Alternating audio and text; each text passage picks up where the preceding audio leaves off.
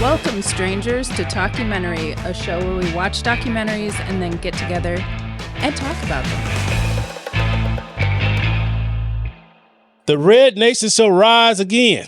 It shall be a blessing for a sick world, a world full with broken promises, selfishness, and separation, a world longing for light again.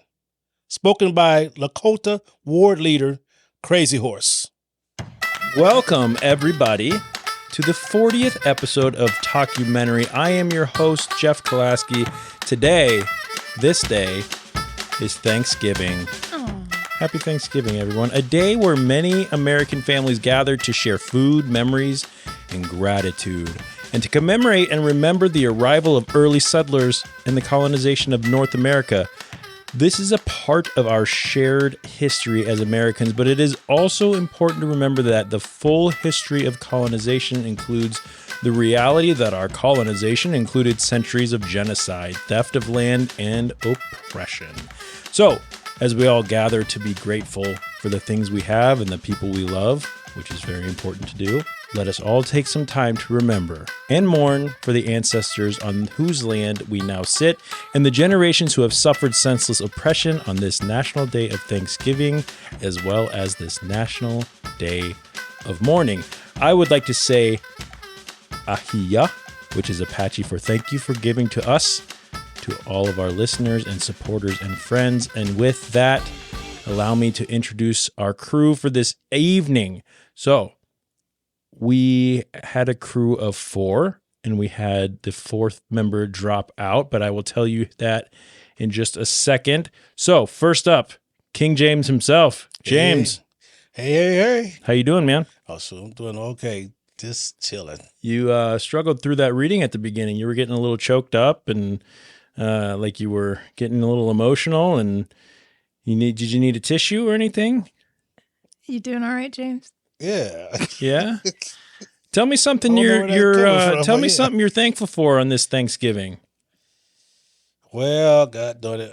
The main thing I'm thankful for is I am above the ground and not below the ground. Okay. And then I got sisters and everybody, and that food is coming. Okay. You're gonna be eating a lot today? I'm gonna be eating somewhat, but the main thing is there's gonna be a lot of family around, and there's gonna be a lot of games playing and joking and laughing, and good.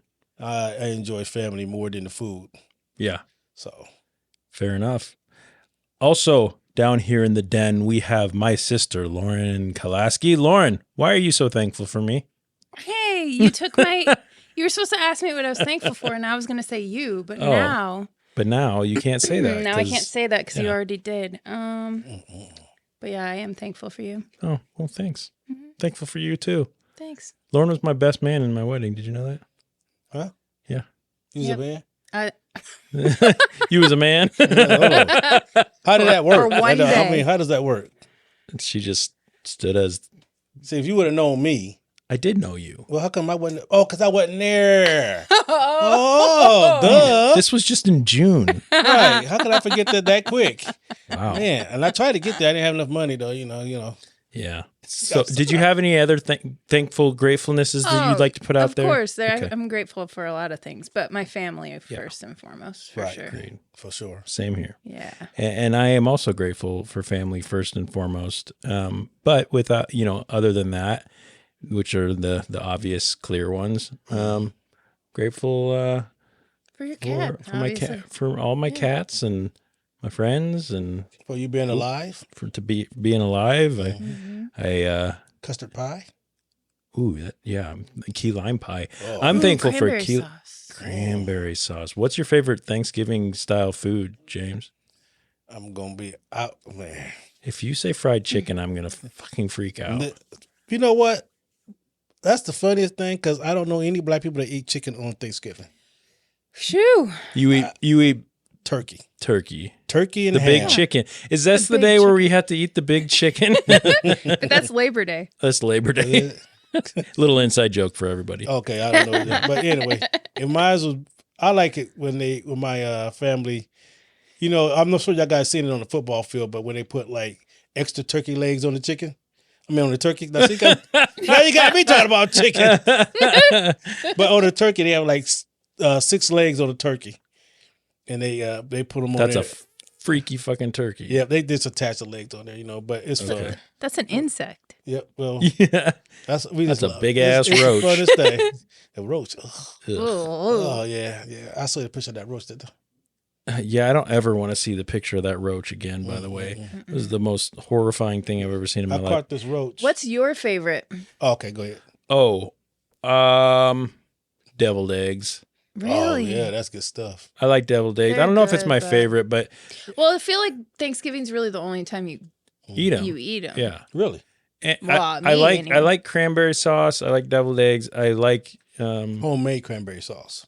I like just No, the canned stuff. Canned. Oh. Give me It has to be shaped like in a the can. shape of a can. Yeah. Really? Yes, it's my favorite. Yeah, I love it. What's yours? I think it's like a 3-way tie between Green bean casserole. yes, Yep. That's new. stuffing. Stuffing, yeah. But just stovetop. Just give me yes, like I don't basic, want the fancy easy stuff. stovetop. If you put one sliver of celery. of celery, Fucking knew it. I swear to God, Yeah, I don't want it to crunch. I'm not thankful for your crunchy. Yeah. Just give me. Mm-hmm. I'm thankful for everything, Yeah. but Yeah. give me the mushy stuff, please. Yep. Yeah, let me bring you also. You ate our family's stuffing. Mhm. There's no celery in it, but there is a lot of giblets and stuff like that in it. And I everything bet it like tastes that. good. Oh, I love man, that stuffing. sucker is so good. Do you actually stuff it into the turkey? Yep. You got it. It's important. It's all how you make it. You got to make it first, and then the turkey got to be cooked a little bit first. Then you put the stuff in second, and then that's to tighten it up. And then after you put the stuff in there, tighten the skin up on it.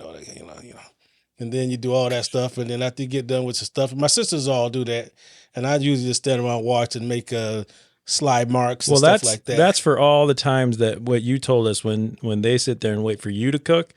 Thanksgiving's the day where you get to sit and wait for them to cook. Yeah, that one sister, she won't be cooking nothing. She'll be the one giving the food to everybody else. Okay. And the whole family's upset. So you didn't cook a thing. But now you're trying to give it away to everybody?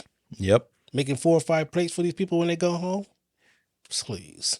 All right. Well, Okay, we done. I'm sorry. happy Thanksgiving. Happy hungry. National Day of Mourning. Yep. And we had the intention. We actually were sitting down here waiting for our good friend Tyler Alsop to join us again. He was with us on our Rumble episode. If you listened to that a few weeks ago, we had it all ready to go, and he had some things come up, and unfortunately, we had pushed this episode back a few times, so we just got to get it done.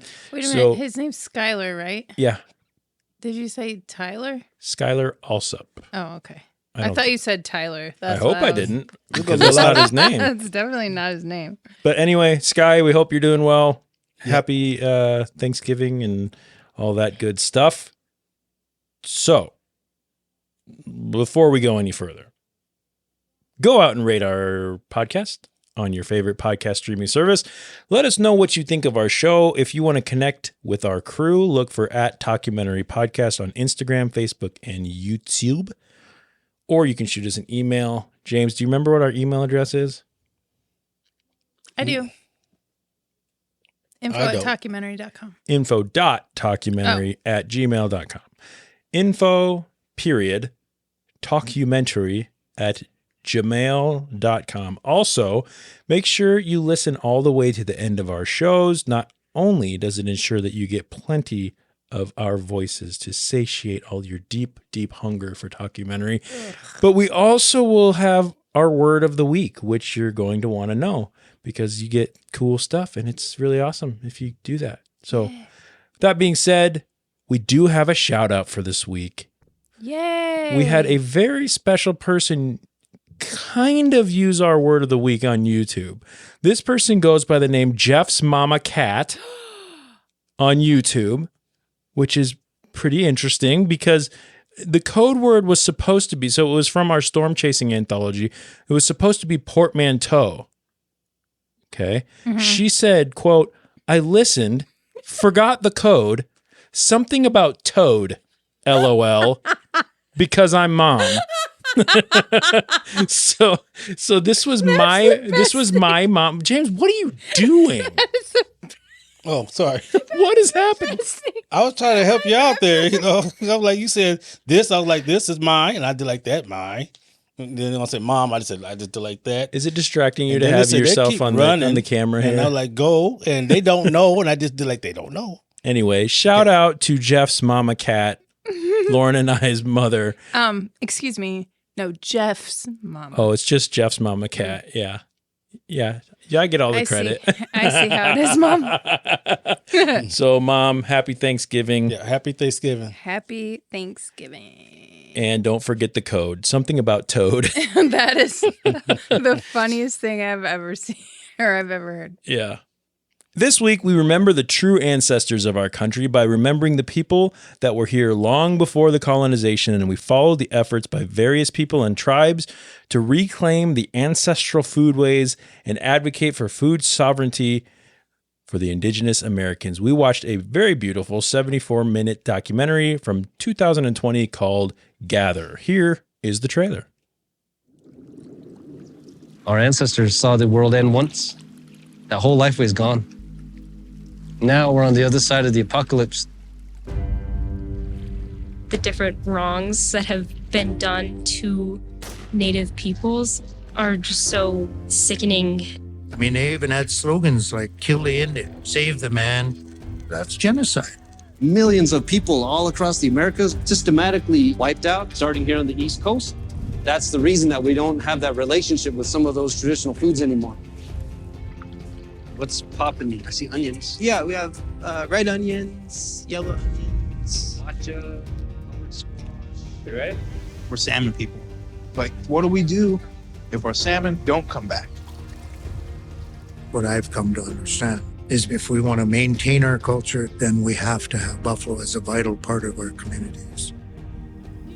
What we're doing is reintroducing our young people to the land, the food, and our traditional ways of healing. Working at the farm has brought a lot of healing to my life. I've been clean 16 years, June now. I learned to heal through harvesting our traditional food. We're celebrating Apache foodways in a kitchen that was built by Apaches for Apaches. It's this movement among all indigenous people that they're listening, and it's like music. When you hear the drum, it's calling you, and it's Mother Earth. Mother Earth's heart's beating, and she's talking to all of us that we need to do something. Let's inside first like that. Before there was corn, we need to do this. This was directed by Sanjay Rawal, produced by the man, Jason Momoa, First Nations Development Institute, Tanya Mailier, and Sterling Harjo. The film was a Monument releasing Ager Mayaler Films and Illumine Group production, streamed on Netflix. Gather has an 80% rating on Rotten Tomatoes, Tomato Meter with 5 reviews. Here are a few of those reviews. Chris Barsanti of Pop Matter gives a rotten review that says, despite the rich source material and engaging characters on hand, Gather more often feels somewhat thin and repetitive. What do you guys think about that rating? No. James, good morning. I will, in a way. I don't agree with that. It wasn't repetitive. It's a documentary talking about a subject, and everything that fed into that subject, they actually just talked about it. Yep. So that I don't think it's repetitive, and I liked it. So yeah, I tend to disagree a little bit. With James. Mm-hmm. Okay, you thought it was repetitive. I thought somewhat it was thin. Yeah. I don't know that I thought it was repetitive so much, but I did think it was a little bit on the shallow. On the weak side? Yeah. I kind of agree just a little bit. Anyway, so Pamela Powell of Real Honest Review gives a fresh review saying the stunning cinematography accentuates every aspect of the story, the beauty of our land, and the need to understand the gifts we have all been given to live a life of truth about our past and create a new path to the future. So I will agree with Pamela that the cinematography in this was really good. That's true. They showed a lot of different landscapes. They went from desert to the kind of river forest area and back and forth and the different color schemes in each part that they were in, I thought was really well shot and well made. Anyway, we'll have a link to the film's credit information in the showy notes. I don't know why when I would say show notes, I would always want to say showy notes. So now I've just kind of embraced it, and I'm going to just say it from now on. Showy notes. It kind of feels like it rolls off the tongue better than show notes. Show note. Showy note. It's like trying to say toy boat. Yes. That's why. Okay, James. Say the words toy boat as many times in a row as you can. Since that doesn't have anything to do with the documentary that time. Toy boat, toy boat, toy boat, toy boat. Toy You boat, have- toy boat, toy boat, toy boat, toy boat. Toy boat. Oh, toy boat. I thought it was toy boat. No. Toy boat, toy boat, toy boat, toy boat. See? It's really hard. Toy boat, toy boat. Toy boat. Toy boat. Toy boat, toy boat, Oh, toy boat, toy boat, yeah, toy toy boat. boat, toy Sounds boat, like- toy boat, toy boat, toy boat, toy boat, toy boat, toy boat, toy boat. Hit the beat, toy boat, hit the beat, toy boat, toy. Whatever, we done. Let's get into the I hate it documentary. so much. Oh my Quick gosh. warning before we get into Like you this said, so episode. enough. If you haven't seen the documentary, this is a spoiler alert. Let's talk about why we chose to watch Gather this week. This doc was chosen because of our celebration of Thanksgiving, as well as the American Indians' National Day of Mourning. And I think it really hit the nail on the head for what we were trying to do with this episode. Do you guys agree with that? Kind of a mixture between let's be thankful for the things that we have and the food and the gathering of people, but also, the word gather had a lot to do with food sovereignty and being able to reclaim kind of some of the traditions and the land and the food specifically that they were talking about. So, whether this, I know that we have some differing feelings on this being a little bit slow, a little bit boring maybe, but I think it kind of did what we needed it to do for what we were aiming for this episode. Do you agree, disagree? No, I agree with you. Yeah. Yeah, I agree. I think that I agree. Let me put it that way. Put it in a way that I'm going to understand. Like, do you agree or like? Well, I think Thanksgiving is mainly for the people of America, Right. the Americans, United States. But for the Native Americans, Thanksgiving does not mean the exact same thing. Right. So It's mourning. It's a day of mourning for mourning. them. Yeah. Yeah. So Which is why I think, for this was appropriate. And I wish Skylar could have been here with us because it would have been nice to hear his perspective on some of this because here's three non-native, people talking about a very native heavy documentary, which is fine. But, it would have been nice to have his input on this because I loved his input on Rumble. Yeah. And I would have loved to have it here, but things happen. So Such is life. such is life. I'm going to be honest. I had never heard of food sovereignty until this episode, and I had to look it up. Even after this episode, I didn't really understand it, and I'm going to try to understand it a little bit. Do you guys have like an idea of how to like explain that? I'm not sure. I didn't really look it up, but Yeah. the thing that I kind of wrote down around the words food sovereignty was it's kind of another way of rewilding. And I feel like, because we've talked about that a couple times on here before. Yeah, we had Hell or High Seas. Yes. We had in Rumble, they talked about taking the guy who was into drugs out to kind of rewild. Yeah, a couple different so times. I feel like it's just kind of another way of rewilding and getting in touch with where your food comes from and kind of getting your hands dirty in that aspect. But I kind of related it back to when COVID first hit and everybody was at home and everybody was like, well, we're going to grow our own food. I don't know about you guys, but I grew a radish. We ate the shit out of that radish. The best radish you've However, ever eaten. no. No, it was gross. No, it was terrible, but we ate it anyway. It's terrible. But, it's like, it's kind of a being in touch with where your knowing where your food comes from. Yeah. And being a part of it Right. has this like grounding feeling and gives you a feeling like you're making a difference. And I feel like that kind of happened when COVID hit because everybody was at home. I don't know about you guys, but I bought a bread maker. I made bread at home. You were one of those people. Yeah. Yeah. Like I did that, Yeah. that stuff. And, you know, we stayed home and made our own Right. bread. Like it's Right. ridiculous, but it did feel like the right thing to do at the time because we couldn't do anything else. Right. So it was almost like homesteading, sort of. Yeah, and in the documentary they talked about, for some of the, you know, they talk about the rise in like diabetes and in the native population because of they literally didn't even have a grocery store. Right, they didn't have another choice. They didn't have any other choice. They had to get all their food from a gas station, which was all preservatives and things like that, which we know how damaging that can be. When, you know, they're kind of going back to saying, no, if we had been left to our own devices, the buffalo would still be roaming this land. The crops would still be growing. The fish would still be prominent and coming through this, and we would still be thriving.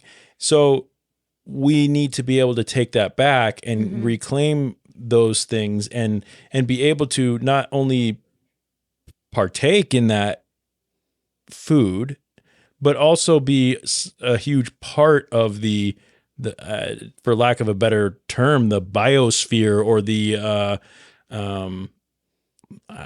like what's the ecosystem. Yeah, the ecosystem, because it's such a part of, we are such a part of them and they are such a part of us. Right. Which is a big part, I think, of what we've been seeing in these Native American documentaries that we've watched and talking to people like Skylar about how important it is to be connected to the earth. And that's not just with the dirt and the trees and the rocks, it's also with the animals that are on the earth.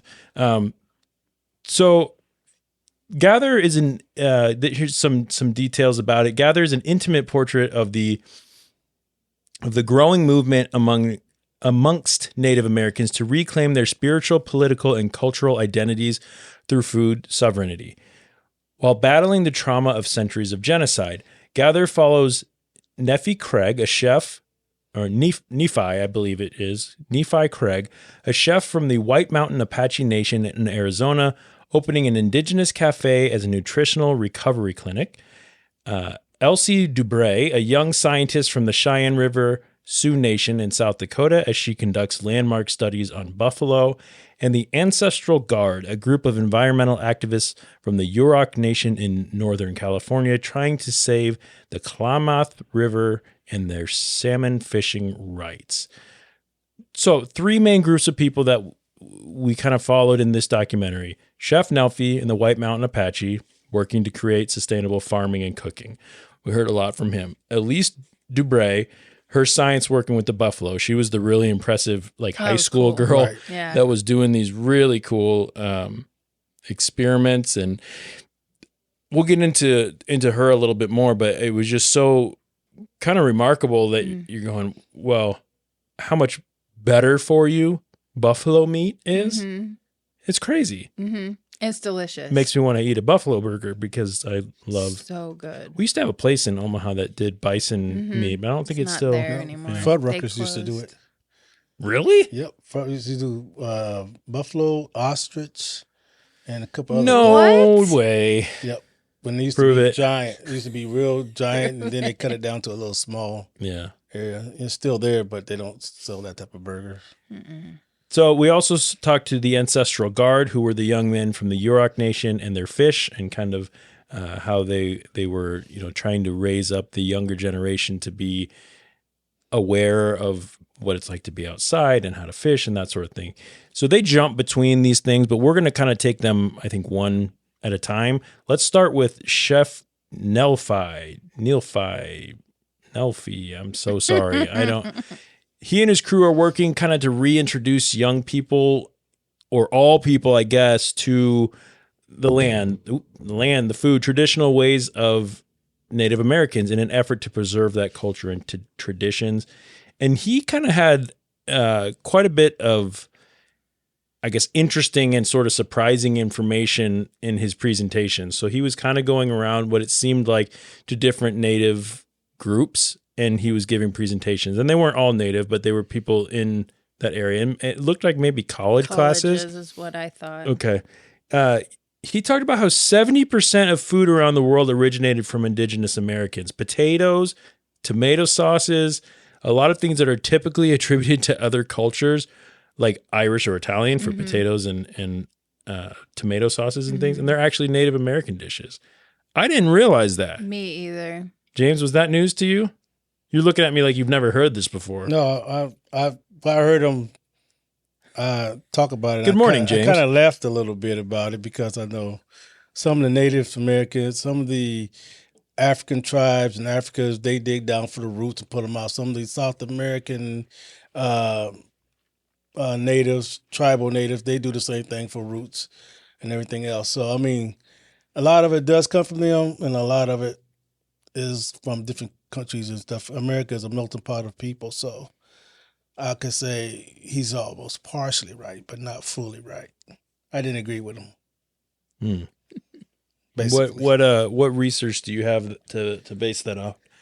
This common knowledge. Show me your common knowledge. Common knowledge of watching. Ladies and gentlemen, please do not start sending me emails about the uninformed.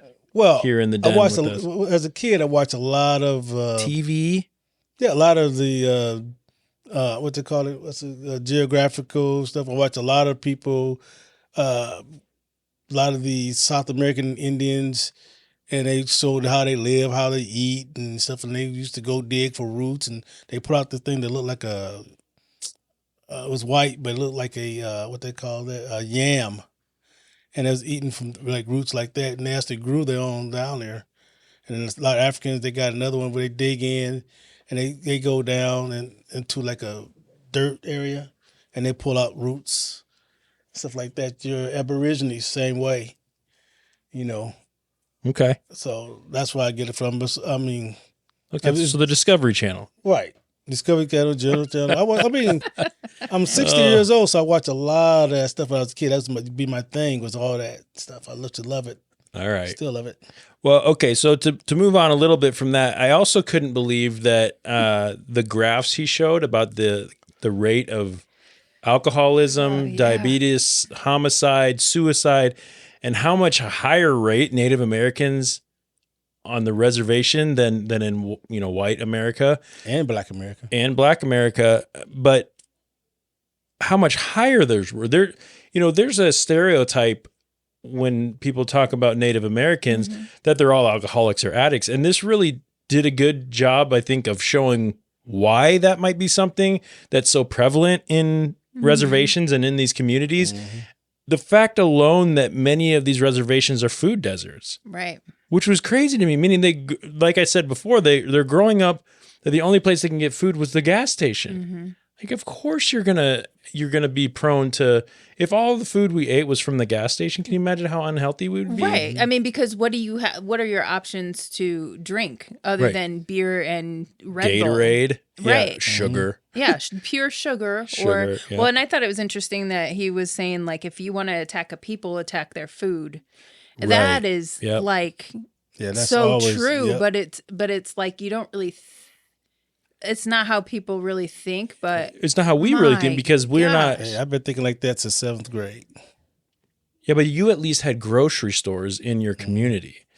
I meant, like, if you was to start a war with a country, the best way to take them is take their food source, their water source. Well, I've never thought about how to wipe out a whole people before. You have? Yeah, because listen to history and stuff. And how they used to do the genocides and things, and how they attacked a lot of using this simple stuff. Wow. They poured. You watch those Western Western movies. Yeah. Where the guy's dying and there's some water there, and he gets all the way up to the water hole, and the Native Americans poisoned the water hole before they couldn't drink it. Stuff like that. That's why in the old Western propaganda that made Indians look like devils. Right. Yeah. Except for the Crow. The Crow was their partners. Okay, we'll talk about that later on. So, and to add into that, they said that it was easier to get alcohol and to get drugs than it was to get decent food. Right. Same way in the hood. Which is crazy. I mean, Same that, way in the hood. yeah, I believe it. And that goes back to colonization, the idea that the Native Americans had something that the colonizers wanted, and they knew that if they attacked their food, like you said, they could wipe them out. But they weren't wiped out, but they were pretty damn close. I mean, some of the people that we talked to, 10%. Right. 10%. 10%. Of people survived, and everybody that was, still around from these specific reservations that we or nations that we talked or that were talked to in this documentary, everybody's a straight descendant from that 10%. That is insane. Yeah. Like you hear about the horrible things that colonizers did to Native Americans on their land, but to really boil it down and go, if it weren't for a couple people that escaped, we would have lost this culture completely. Yeah. Wow. And now they're fighting to get back some of their traditions and ways. Here's a short clip from the film regarding the importance of sovereignty. Have food sovereignty, you're free to be self-reliant, to grow your own food, to choose the foods you want to eat, choose the foods you want to put in school systems, and really be self-sustaining or sustainable. And our reservations across the United States are far away from being actually food sovereign. So they talked about, the sort of food. So I liked when he was going with his friend. I don't remember the other guy's name, the other chef's name, but they were going through the little farm that they were building up. And he found anasazi beans. Those were incredible to me because they said the seeds were ancient. They were an extinct plant. They planted seeds that they found in an archaeological dig. That's So crazy. And they fucking grew. I know. So that's like digging up a fossil, going, that looks like a seed. Let's plant it and water it and see what happens. And it started a whole thing where now we have anasazi beans. That's incredible. Which would have been completely gone. They had were they gone. not tried it. Right. That's and now they threw a Hail Mary and it worked. Yeah, absolutely. And Cafe Gojo, which is what they were building, and actually it is an active and working cafe right now, which you can visit and you can go check it out. That's cool. Yeah, I actually looked it up and I want to go there. Some of the food sounds incredible, but Gojo means beauty, harmony, love, and happiness in the Apache language. It's in an old gas station, which they said is kind of a fun. Yeah, it's like a weird juxtaposition. Right, where where we came started from and where we're going as a people, which is pretty incredible. Anything Yeah, you guys want to add about Chef Nelfi and all of their story before we get on to Elise Dubray? With the chef, Elsie? I really like the chef. I like him. I did too. I like the fact that you going back to the land. I like the fact that you're eating the natural food now instead of all the sugar preservatives and all that jive. Yeah. So and now the diabetes will be less. Yeah. It'll cut down on a lot of stuff. Maybe you can start a whole new generation and just have them teach the next generation, then teach the next generation. Yeah. And this hopefully could reduce all these things that cause ailments and stuff like that. So. Yeah, and I'd love to, if Skylar were here, I would love to talk to him about the importance of passing traditions like that on to your kids. Because he's got young kids, and he does, if you didn't listen to our Rumble episode, he does a lot of the traditional Native, he's in the Potawatomi tribe, and he does a lot of their dancing and whatnot, and create art with beads and ribbons and things like that. Good stuff. Yeah, he makes all his own. I don't know the terminology for it, but their Native American garb and everything that he's passing on to his kid. He's a young man himself. He's not an old guy from the old world. He's younger than we are, and he's embracing those things and continuing those on. And that's really cool to me. I think that's really, and it's very important, especially to them and their culture, you know, that needs a place in our communities and in our culture. Okay. So Elsie Dubray, the impressive young girl who we met through her father. So we met her father first, native Lakota, I believe, just like Crazy Horse. And he's a buffalo herder. They spoke about how the Native Americans of that region has a wonderfully sustainable and sufficient economy directly related to the buffalo herd. And those buffalo were everything to them. But once again, colonization moves in and needed room for their cows, which is like, okay, so you wanted to get rid of and wipe out Native Americans, so they started killing buffalo. 60 million buffalo wiped out. Wow. Just to get rid of Native Americans. That's just... Did you see the pile of buffalo skulls in that picture? Yes, that was horrendous. Yeah. I mean, wow. And not even for the sake of, I mean, not that wiping out a whole species basically or a whole herd is good regardless, but it wasn't even for like, you know, because we need the meat and the hides and all that. That was waste. It was wasted. Yep. I mean, it was like for spite almost. Like, yeah, absolutely. Yep. I remember seeing a painting of it where they were just riding on the railroad tracks, and the only thing you seen was this dead buffalo. Oh my god! As they just shooting them out the train, just taking them out. I'm like, wow. Oh my gosh. Yeah, so they needed room for their cows. They wanted to get rid of and wipe out natives. So 60 million. It was said that, sure, the physical starve out was bad, but the mental and spiritual trauma for the Native Americans was so much worse. Yes. Because of that symbiotic relationship the natives had with their buffalo. They went where the buffalo went, right? They followed. There was, you know, when they hunted buffalo, it was done respectfully, and they used every bit of that buffalo. And, you know, they thanked the buffalo for what they're providing to their family and to their community. And they're also, you know, making sure that the buffalo have what they need to thrive and to, you know, because when the buffalo do well, the Lakota do well. When the Lakota do well, the buffalo do well, you know, and it was just, you know, so Elsie's family had been raising buffalo to bring them back to the land. And one of the coolest shots in this film was when he was driving his truck across the field and there was a herd of buffalo all around him. I'm like, man, that's not only the coolest. I want to drive my truck through some buffalo. Like, they probably would like run me off the road or something. Probably. Like, nice Nissan, like whatever. But anyway, Elsie, though, was evolving the way of thinking about reintegrating the buffalo. So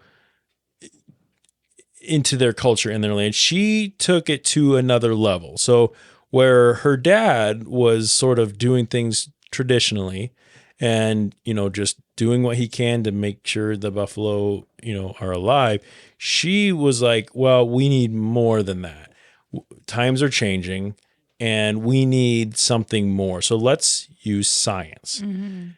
So this smart young woman, she starts developing and researching a project that would scientifically prove how much healthier buffalo meat is than other meats, and how a buffalo-rich diet is directly correlated to the decline of diseases, not just diabetes, but other diseases, and increased health and wellness. So what she did was, instead of just saying, let's just raise the buffalo and hope they do well and hope people start to catch on, she goes, you should do that, Dad, and other buffalo herders. But what I'm going to start to do is hit it from the other side and go to politicians and go to the FDA and go to, you know, start hitting this from the scientific side to say, not only is it a way of our life and of our health and things like that, but it also makes more sense for everyone health-wise. And, you know, in the I guess just to hit it from almost like a lobbying standpoint, right. instead well, of and have just some proof to stand on and Yes. say, look at this research. It's been proven Right. that this is better Right. And and it has an effect on all these diseases, and it can kind of reverse some of that. Right. And if you take that to your kids, it's good for them too. Right. This isn't just a native thing. No, this isn't just, what you might see as the natives being up in arms and wanting to, just try to get back what was ours and all that. And you might scoff at that, which you shouldn't. Right. But you might. Right. You might scoff at that and go, "Oh, I'm so tired of the Native Americans, wanting their land back." Well, first of all, don't be a jerk. Don't be a jerk. But second of all, this is your kids would be healthier. Your kids would be less risk of this obesity. Is a human race thing, right. Not your kids. Yes.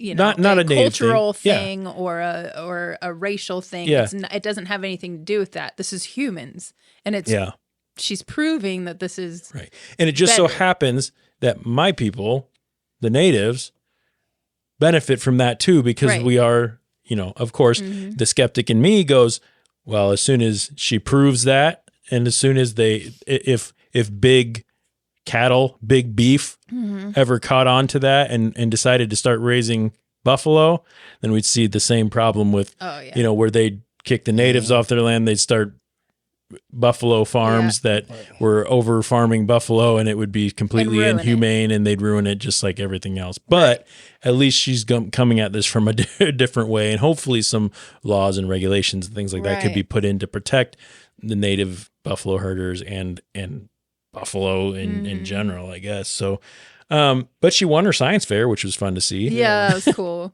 I don't remember if it was her that said it or not, but who was it that said, like, if any of this is making you feel uncomfortable, don't shut it off.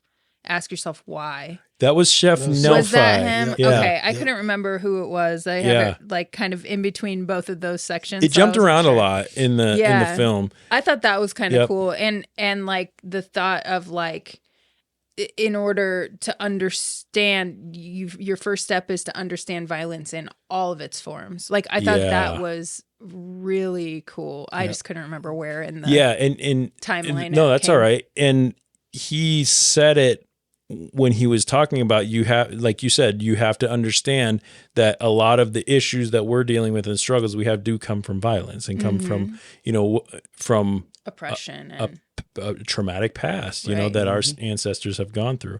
And, to kind of jump back to Elsie, and when we talk about that, during one of the segments where she was talking to her family, we were shown a glimpse into something that I had no idea about. And I was really interested to talk to Skylar about this and see if he knew some of, but the institution of Indian boarding schools. Yeah. Oh yeah. Yeah, I've heard. Had you heard of that, James? Have you ever heard about that? Yep.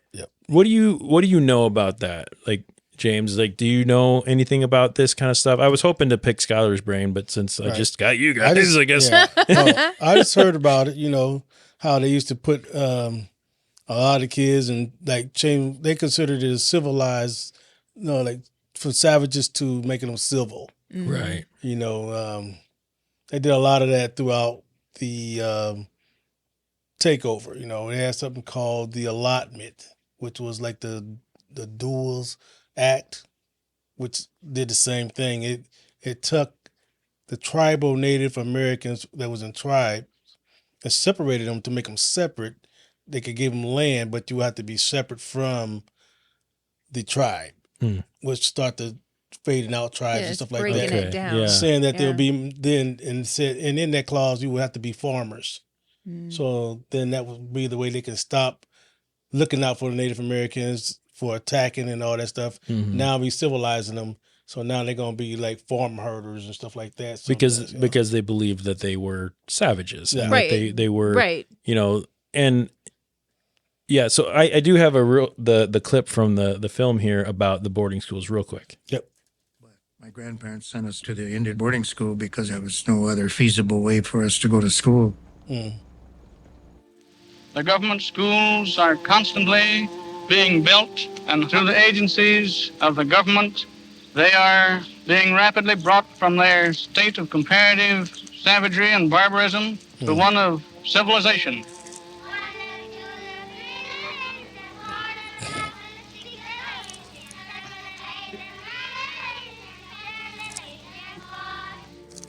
basically forced acculturation, forced assimilation into this dominant society. I mean, they even had slogans like, kill the Indian, save the man. That's genocide. Me and friends of mine, we used to talk about how we wish it could be once when there was big buffalo herds and when everything was back the way it was, but just thinking that it's probably never going to be. And then when I went to college and I got to thinking about it, I thought that I'm going to start a revolution, go back, restore Buffalo, Cheyenne River. I know when I watched this film, Mom was watching, Jeff's mama cat, shout out again. And she made a comment, you know, when you mentioned the boarding schools, and she was like, "Ooh, I heard like about how horrible these things were." And like we just heard, it was forced assimilation into a society that just took over. Yeah. So not to make comparisons, but kind of to make comparisons, it's you know, imagine the Nazis coming in and trying to wipe out the Jews and taking Jewish people instead and of just killing them, which they did plenty of, but also going, we're going to force you to become a Nazi German, you know, and assimilate into our stuff and take away your religion and take away your whatever. But the saddest part about all that to me is what he said at the very beginning, which was the only chance we had at going to school and getting any education at this time was to go to the boarding school. So they sent, you know, they're singing the 1 little, 2 little, 3 little Indian. I remember singing that Me song. too. Same. But I heard that's the last time I ever sing that song. Right. Because I mean, it's, you know, the things that you see growing up and that you hear growing, whether it's on a cartoon or on a movie or something. There was a lot of that on cartoons. A lot of it. My goodness. Most of that stuff. You don't realize it. Have you either of you have HBO or Max, whatever? Mm-hmm. Yeah. Have you ever gone onto their Looney Tunes hub? If you watch Looney Tunes now on HBO, there's a disclaimer at the beginning of it now that says, this was from an we realize that some of the things on here could be troublesome or problematic. Please understand that this is not, you know, whatever their disclaimer is. But it's like, I guess good on them for recognizing that. But at the same time, those were we didn't have those disclaimers growing up. No, you know, Lauren and I, our generation didn't see that, and even James, your generation before us.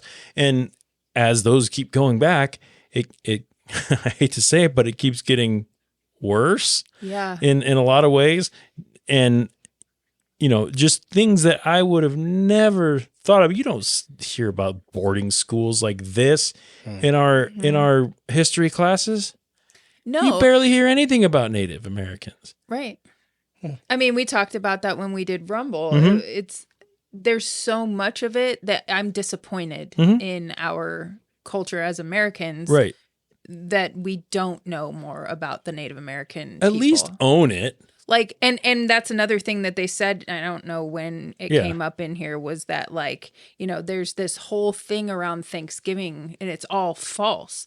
All of it is false. And people just cherry pick what they want, what sounds good, and that's what they put out there. But it's not true. Right. And it's what we're led to believe as, you know, Americans that grew up here after all of this. There's no way for us to have known what actually happened. Yeah. But hearing it now, it's like, well, of course. Yeah, that makes a lot more sense. It makes so much more sense. Yeah. Like all this crap that we've been fed as kids and all the stuff in the cartoons and all the stuff in the, you know, the plays that we did in school about the first Thanksgiving and all this. Like, all of that's a load of shit. Right.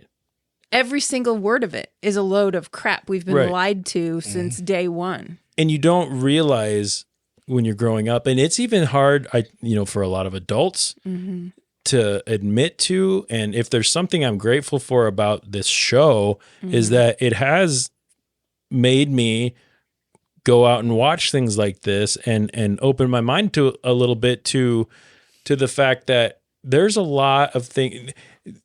I never would have realized how actual, like, I don't know the right word, but propaganda-ish our culture is. Yep. You know, I'm sure there's people maybe out there listening and people in the world going, how the fuck did you not Right. know that? Like it's written on the walls everywhere.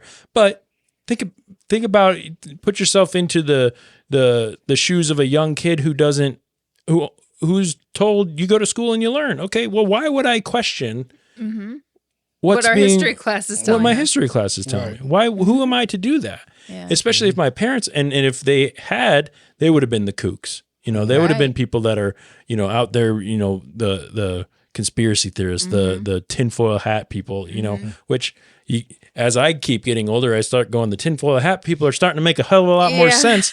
Yeah. But No kidding. anyway, we just got a little bit off topic, but that's all right.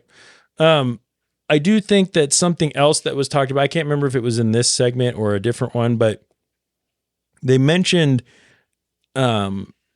a lot of kids that were born and raised on reservations were wanting to get out of the res as soon as they were old enough to do so.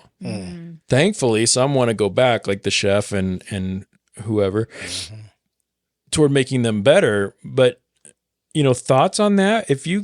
Without having been through what they've been through and things like that, what do you guys think? Like, is going back the right? I mean, I'm stumbling on myself here, but I attribute it to something like Omaha. We were born and raised in Omaha, and all growing up, we hear people going, you know, I can't wait to get out of Omaha. Well, here I am still in Omaha. Right. I mean, I've spent time away from Omaha, and I wanted to come back. Yeah. You know, but Omaha wasn't nearly as oppressive as a reservation. Sure. You know, but do you guys have thoughts on the kids who, you know, can't blame them for wanting to leave. Right. Kind of hope they want to come back. Well, and I think that's kind of human nature to want to do that, to get away from, not that everybody does it, but I think it's kind of like, it's kind of a form of rebellion a little bit, that you want to get away from what you're used to and try new things, or, you know, that kind of a thing. But also, we were talking before we started recording about, if anybody hasn't watched Reservation Dogs, you definitely should, because it's a big part of it. And I think it was the 3rd season just wrapped up and it's done. But that kind of a thing does come up where these kids the whole time are thinking, man, we're going to go to California. We're going to California. We're going back. And then at the end, it's like, it comes full circle where it's like, I don't know. I think here is probably where I need to be, and where, you know, I'm going to be the most good for my culture and for my family and for, you know, so I think that has a lot to do with it too, is like when you know, as a kid, you might think that, you know, it's going to be so cool to leave and to get out of the house and all of, I say the house, but you know what I mean? Like get out of, what you're used to, the norm and all that. Right. But when it comes down to it, the more you grow and the more mature you are, you kind of figure out that culture is there and your family is there. And, you know, if you leave, you might lose some of that. So I think it's kind of a, you maybe get some responsibility. You start feel some responsibility toward the culture and toward your feeding people. into it and like partaking in it. Because as a kid, I mean, you know, you don't have a choice but to be a part of that or take part in that culture. Then it's a forced thing. Right. But once you're older, so I think it's normal to like yeah. rebel against that a little bit as a kid. But when you start getting older, you start to kind of appreciate that more, where it's like, you know, this is who I am, and this is where I'm supposed to be, and I am, you know, I can help to better this. I don't know. Yeah. James, thoughts, man? You've been awful quiet over there today. Just listening. You know, just listening. Yeah. When he said he wanted to leave the res, I understand it. Yeah. I've been to the reservation many times already, and I've seen how they live in the reservations and how the troubles, you know, because the regular people, police don't really go onto the reservations to handle a lot of issues. What do you mean by regular people? Well, like we have. Like off reservation people is what I mean. Okay. Not regular people. They are regular people. Just correcting you. But That's off the reservation, we have police, ambulance, and all kinds of stuff to help us. But if you ever been on the res has their police, and they might come by and they might not.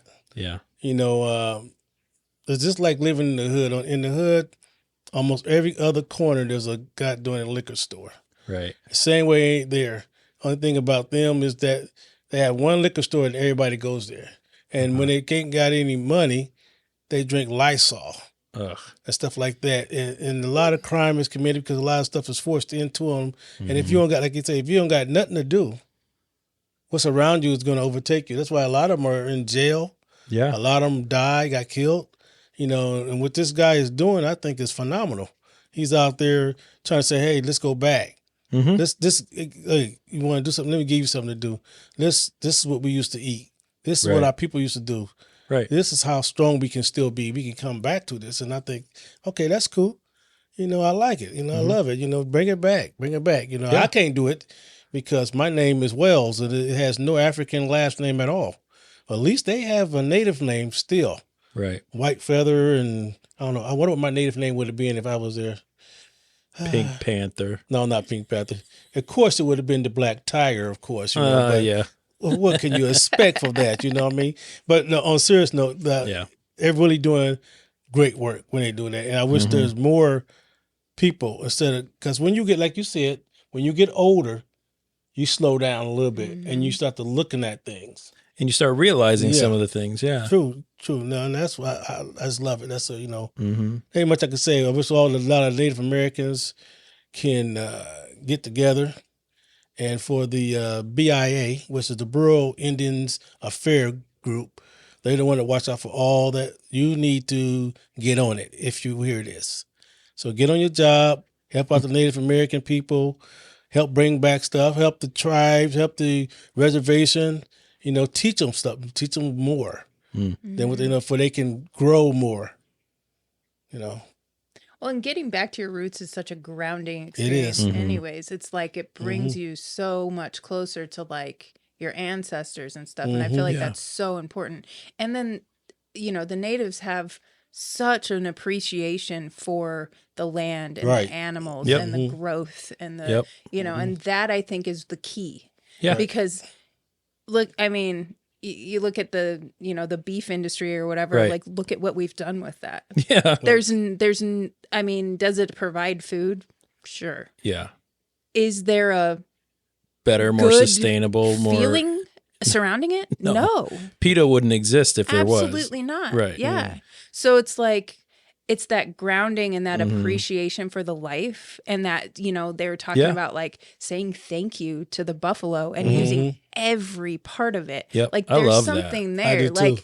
and even when you talk about like growing food and things, there's like a gravity. There's an itch being scratched. It makes you feel heavier, like almost viscerally heavier. It like brings you, like it pulls you toward the core of the earth, because I feel like it's just that grounding to It's even important. talk about gardening or you know, if the only place, nutrients that you actually need and being able to live off the land. That's why I like watching like those survival shows and stuff, because it's so National Geographic shows, right? Yeah, well, or like you just even like the ones Africans where, with their boobies hanging out. No, I did see a show like that last night too. I like how you stopped to think, like, you know what? I actually kind of do like Actually, that. you're right. Yeah, I seen a show like that. You know, the Aborigines and stuff. You know, Yeah. it was called Quickly Down Under. Oh my God. I was like, oh, that was Tom Selleck was the man on that show. Oh my god. Anyway, keep going, sister, if you need No, to. I was just saying that there's almost a visceral like bodily reaction that makes you feel It's like a calling. heavier. Yeah. It's like your feet are planted more firmly on the ground, even just talking about you know, foraging. If all the anything. food you get is wrapped in plastic and cellophane, and Which it is it is. for me, For most me of it. too, I mean, yeah. I've never hunted. We can't down that, you know. Well, we got a buffalo be wrapped in cellophane. Would you eat it? Yeah, No, what I'm saying is, No, I get you. there's I'm nothing just wrong, because that's the culture that we've made Right. as a society. That's We the, don't have a choice, we- really. Civilized society, so call it. right. So, you know, quote unquote, And let because me knock off on that right quick, Jeff. Civilized, to call them savages, it's like when you came to this land, who showed you how right. to eat? Who showed you this stuff? So you learn from savages, and then you turn around and call them savages. Right. You know, now you Absolutely. can. That's just that's wild too. Yeah, it is. So I do want to get in, we're running a little long, but hey, you know what? Whatever. We make the rules. The last group that we haven't talked about yet is the Ancestral Guard from the Yurok Nation in California. This culture was all about fishing. Salmon and eel fishing is what we were seeing. I'm sure there was more than that, but that's what we were seeing. They said that if the salmon are gone, their people follow shortly after. Much of their fishing areas and lands were stolen when the gold rush happened in California because all the treaties had already happened and no one was talking treaty anymore. It was shoot on sight and the land is yours. If there's no one on it, it's yours for the taking. So all of the Yurok today are descendants of the 10% of people who survived that genocide. That is absolutely insane. Yeah, I know.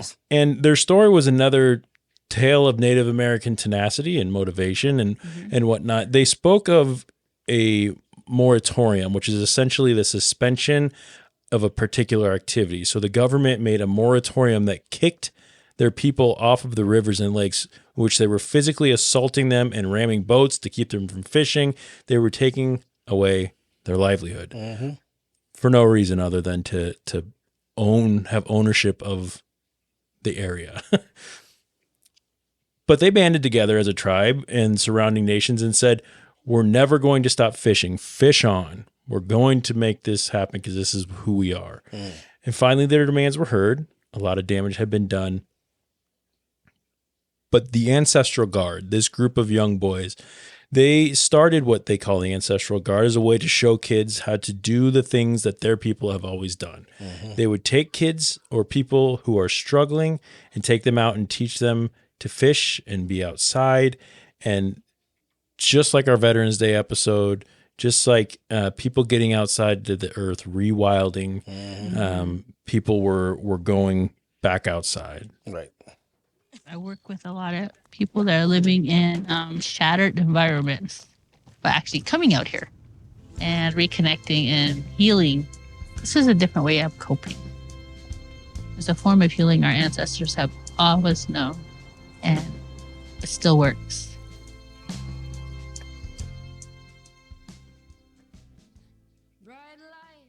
So I think that one of the overarching themes of this documentary that I loved very much was that in all the stories leaned on the importance of passing culture down to your kids and grandkids and all the future generations. The chef was bringing his kids into the kitchen to cook with him. The Yurok Ancestral Guard were taking very, very young kids out and teaching them how to read the waters. He was pointing like, when you see the waters turn like that, that's how you know something's there. Elsie was being shown the way of the buffalo by her dad, which I thought was very touching, very important. And I think to me, that was the most important part of this documentary. Right. That was, we talked about what was the point of the documentary and whether or not that was told as clearly. If I were to say what was the point, it was that it's important to keep these things going. Right. And a little history there. A little bit of promotion maybe for the cafe or for, the buffalo. But meat. but mostly I think it was just tradition. Like, look, this is who we are and this is what we're pushing toward. And it's important to keep our kids learning these things. You give somebody a sense of purpose, Yeah. a sense of being, and that gives them a sense of like semi-pride within what they do, And if you have that sense of being within you, you do almost anything to keep it. You do a lot of things won't matter, like the alcohol, the drugs. We don't need that. We have this, we have that. Look out the seal. The seal is your brother. You can talk to it, I mean, I love that when he said that. I'm like, yes, I could go. I'll get with you. I'll get you. Yeah. Don't mess with those seals. Those guys are there. They're living their life just like we are. They're doing what they need to do to survive, and we're doing what we got to do to survive. And everybody's just happy doing their thing. Yeah. How did we feel after watching this, sister? I mean, sister. I felt good about it, but I felt like it could have been deeper. Okay. I felt like it was a little shallow for me. I just thought, I feel like there could have been more meat there, but Buffalo meat? buffalo meat, definitely. Yeah. Mhm. Okay. Fair enough. Yep. I felt the same kind of way a little bit. I didn't think it was repetitive, but there's certain things when I was watching, I like, when they didn't catch the fish, they was able to get it from their friend. Yeah, I like that What was part. that about, though? Did you notice that? Did you see that? What do you The mean? guy face was covered all the way up, like he didn't want nobody to see his face, hood, everything else was just covered up, gloves maybe and all that. To me, I just feel like he maybe had thoughts about being on a film. On TV. So Yeah, that's what I don't thought know. too. I said, well, hopefully that's what it is. You know? Yeah. But anyway, that was a good thing. And that taught sharing. Yeah. Sharing, And did you see the size of that fish? It was a big ass fish. Yeah, West only Yeah, one. and No wonder they survive after that, Yeah, when you've got food to share, Mhm. like that's what you should do. You should share with Right. the people around Yeah, it's not you. hoard or, as like- much as we can right, for which us. is the mentality for. A lot of I mean, modern look at what America. happened when COVID Oh, hit. yeah. Like you couldn't buy a roll of toilet paper. Right. But there was people who had 3,000 Way- rolls in their way basement. more than they needed. Right. Yeah, Right. and that's modern America. That's Right. not just America, that's modern society. That's greed. Right. That's, and I promise you in a lot of these native cultures and things like that, if that was an issue and one person had 10 rolls of toilet paper and there were 9 families, one would go to each. Well, Oh that- yeah, yep. 1,000%. That's more, which is enviable. I mean, that's Yeah. greed is a powerful thing, and unfortunately, That's a true. lot I of talk us about it all the time. struggle with that. Yeah. Mhm. So Yep. The Native Americans were a group of people that shared everything, even with the Europeans. Mhm. So if you want to say Thanksgiving, let's just say it like that. They came in and the Native Americans shared their knowledge and shared their food and just Yeah. welcomed on in. Well, and it's kind of that tribe mentality too, where it's like it's not it takes a village. It's not me versus you. It's not It's it's us together, and Right. and we're all going to take part in raising our children, and we're all going to take part in getting food and which is a big thing that we've Oh, gotten man. away from in society Totally. now. Like, Yep, a like lot. you can't do it yourself, you're fucked. Right. yeah, and you just got to figure it out, and, and if you don't can't, you dare I guess, ask for help. Unless Yeah. you're paying for it.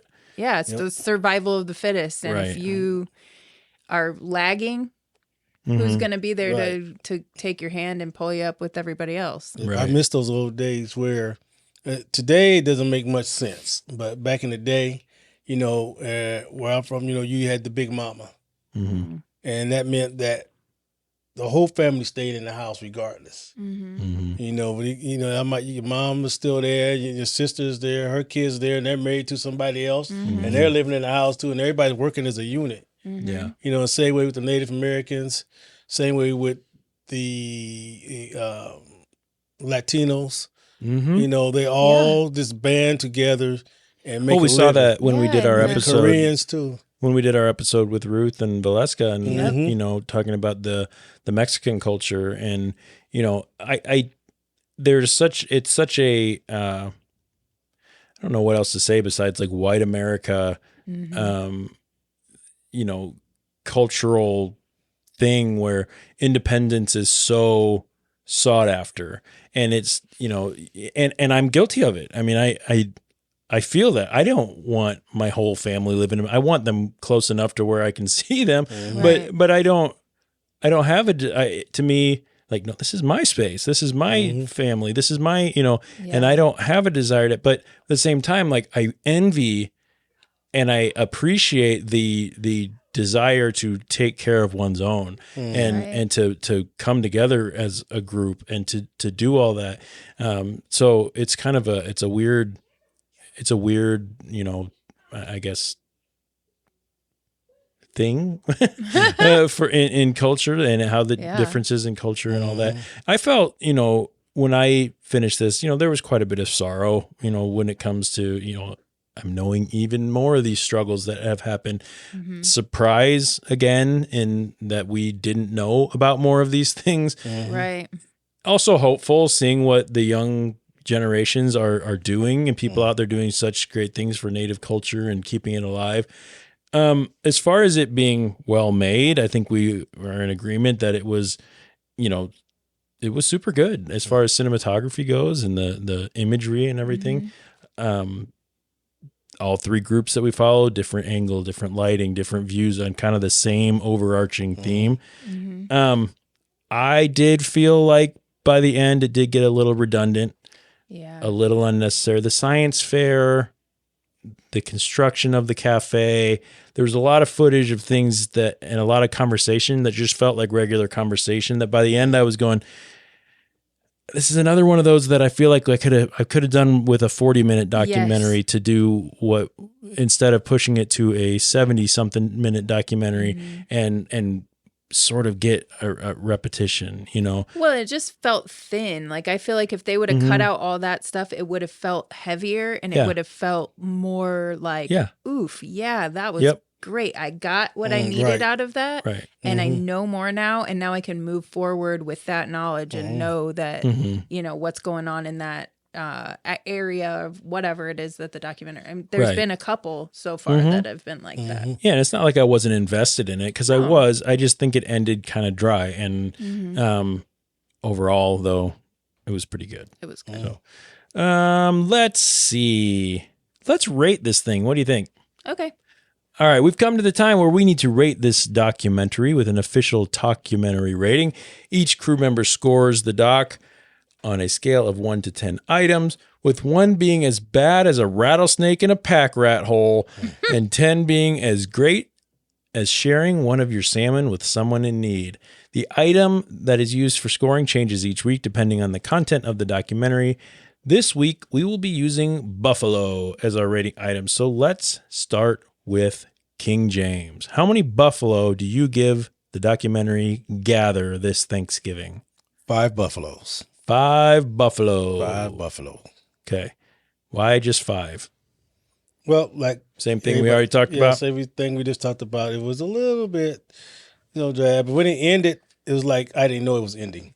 Okay. Because it was like the same storylines. Like, okay, I'm talking and we're done. Like that. I'm like, okay, what's that about? But but all in all, it got 5 because I like the way that it was going natural and it was giving the people pride in their being who they are, give them self-worth. So that's what I like. Yep. So. Lauren? I gave it 4 buffalo. Okay. Just because I feel like it could have been tightened up and really been something. Sweeten it up. Something heavy that could have really packed a punch. But the way they did it, it was fine. I kind of had a hard time following where we were going with some of it and the reason why we were being shown some of it. But other than that, I thought it was really well done. I just feel like it could have been shorter and I feel like it could have packed more of a punch. I think this is another example of a documentary that I appreciate more after talking about it with you guys than when I watched it the first time. And that's why I was excited about having Skylar here. I wanted to have his view on this as well. But since he bailed on us, thanks a lot, Skylar. No. But I gave this 6 and it was raised above the halfway point for me because of how well it was shot and filmed. That speaks a lot to me, seeing some of those landscapes and things like that. And the 3 main kind of storylines did tie together pretty nicely. So I think filmmaking wise, it was done really well, but I agree. It did get a little dry in some points. So after averaging everyone's scores together, the official Talkumentary rating for Gather is 5 buffalo. Thank you, everyone, for listening. We here at Talkumentary are so very grateful for each and every one of our listeners. And ahiya to all the Native American cultures that are fighting every day to keep their cultures and people alive and wonderful. Thanks to Skylar, who wasn't here, but he was going to be here. If you're listening to this, which I hope you are doing well, go check out some of his jewelry. So cool. Yeah, I'm going to put some of his stuff on our showy noits anyway, just because, he's cool and we want to do that. King James, sister, thanks for hanging out tonight. It was a little bit later this evening than we normally hang out, but James is barely awake. Man. I'm just allergies. Just rub my eyes. I'm up all day long. I'm ready to get it done, baby. Ready to get it done.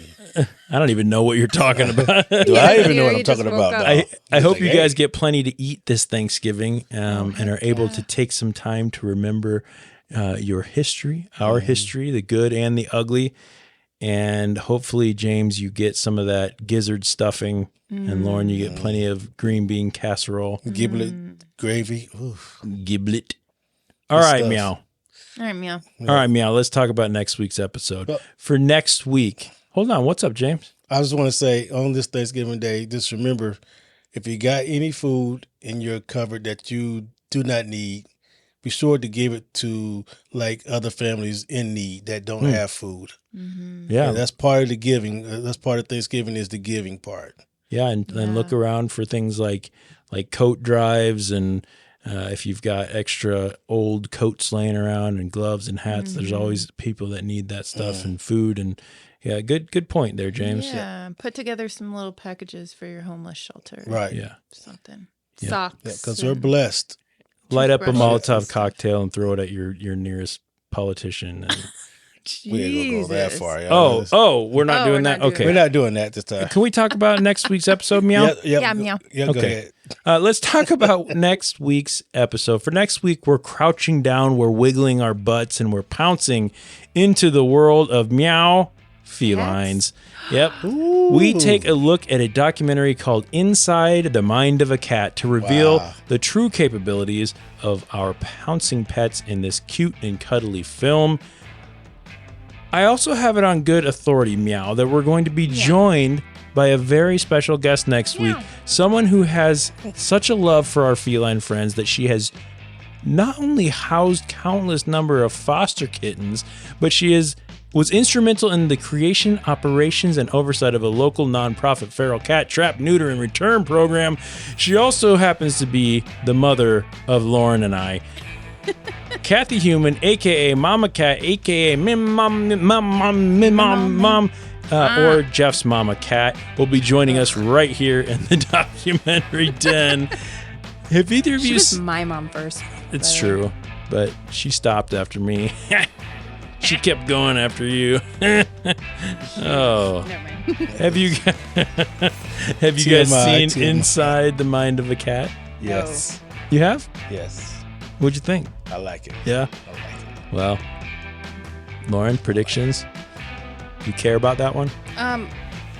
Not really. Not really. I did talk to Mom about it, though. So Yeah. I've got insider information. I'll just keep my mouth closed. Yeah. No, it was a fun one. So go out, check out the documentary Inside the Mind of a Cat before next week's episode. You can find it on Netflix. As I said, one thing about that episode, it will be our first non-explicit episode.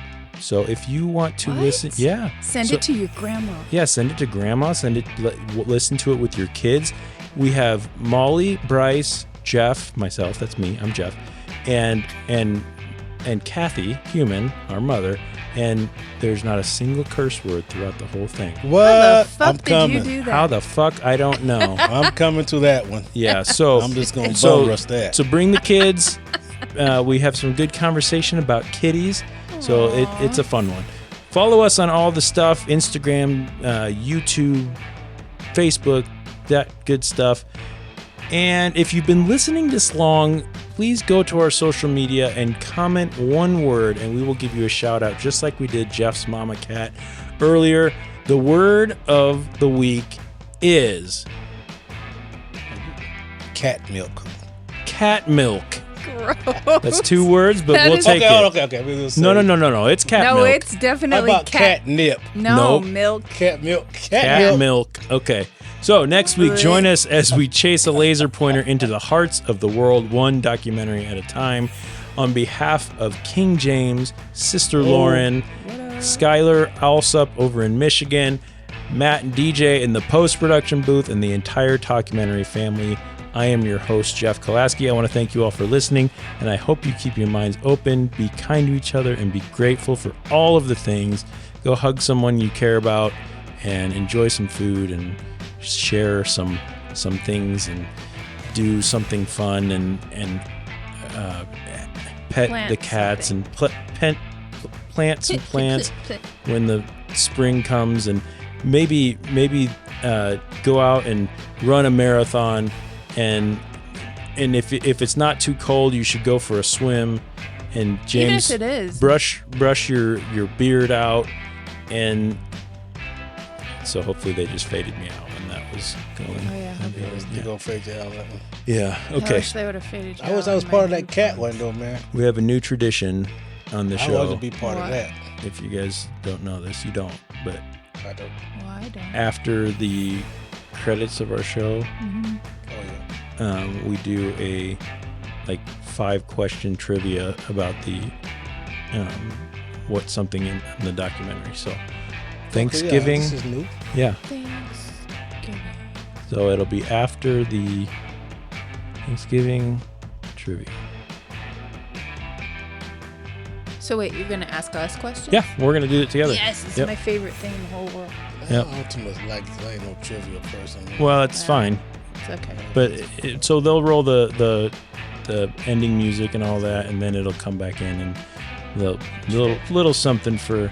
So we'll trip. Okay, so here's Good Housekeeping's 40 best Thanksgiving trivia questions to break out on Turkey Day. We'll see how not traditional this is. Okay, so there's a nice picture of a black family there. Where? Wait, no, it's gone. Oh, it's gone. Oh, okay. It's a video. Well, anyway. Okay, here's a question. How many women were at the very first Thanksgiving celebration? Obviously, no one's going to know, but you get to guess. Okay, 4. Holy shit! It's 4. No way. It is. Although How do they reports know that? although reports Right, vary, exactly. although reports vary, it's fairly certain that there were only 4, maybe 5 women at the first Thanksgiving celebration, all of which were married to men who were part of the first group of settlers. So there was only like 5 men and 5 women. Yeah. A bunch of No, kids. 4. Well, No. 4 men and 4 women. No, there was just 4 of the men's wives were there with them. So there was a bunch of men. Some of them. A whole shitload of men, and Oh, 4 of them wives. brought their lady friends. Testosterone was rolling. Yeah. Do you guys know which Native American acted as an interpreter? No. Squanto. You ever heard of Squanto? Yeah. Never. I've heard of Squanto. Have you? Yeah. I feel like I have, but maybe I haven't. I don't know. Sitting Bull, I was going to say something like that. I was gonna say Pocahontas. Pocahontas, yeah, that would have been something, What's Okay. the other one? Still Feather. I don't know. According to the Guinness Book of World Records, how much does the heaviest turkey on record weigh? Ooh, 35 pounds. No. 50. No. Higher or lower? Higher. Jeez, 75. More. God done, 100 pounds? 90? 86 pounds. That was a fat. Yes, That is you read that right. A whopping 86 pounds. Store According to bought Guinness, a chicken. turkey named Tyson weighed 86 pounds, was sold at a charity auction in London for about $6,692. Did they eat it? Yeah, I I guess. hope so. I mean, Yes, that mother full of steroids. Big old fat mug. All right, let's do one more before we Oh. sign off. A fat turkey. Let's see. What president refused to declare Thanksgiving a holiday? Roosevelt. No. Eisenhower. No. Lincoln. No. Washington. No. Hold on. I feel like I should know this. Teddy Roosevelt. No. Lauren already said Roosevelt. Oh, you did? Okay, I wasn't sorry. I was doing something else in my own world. I don't know. What does it start with? T. Truman. His first name starts with a T. Thomas Jefferson. Yeah. Presidents originally had to declare Thanksgiving a holiday every year up until Lincoln made it a national holiday during his tenure. However, Jefferson refused to recognize the event because he believed so firmly in the separation of church and state. Since Thanksgiving involved prayer and reflection, he thought that designating it as a holiday would violate the First Amendment. He also thought it was better suited as a state holiday, not a federal one. So, whatever, Thomas Jefferson. All right, dumbass Jefferson. All right. Well, thanks, everybody. Enjoy your week. Have a good dinner.